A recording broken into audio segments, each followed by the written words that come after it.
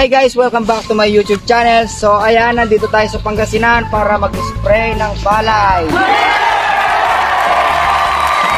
Lagi natin tandaan, napakahalaga ng agriculture sapagkat wala tayong isusubo na kanin kung walang palay. At lagi natin pahalagaan ang bawat bagay na narito dito sa mundo sapagkat lahat yan ay pagkikinabangan ng tao, literal. Guys, ayan guys. Alam niyo, ay dito si Foreman, ayun, nandito sa akin. Wala kami kasi nahuling isda kaya nagluluksa. Ayan. So ngayon, papunta kami doon sa kaibigan namin.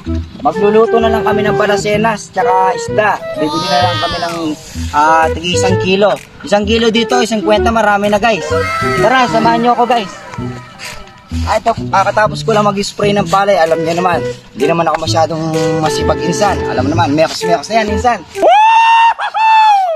Tornado!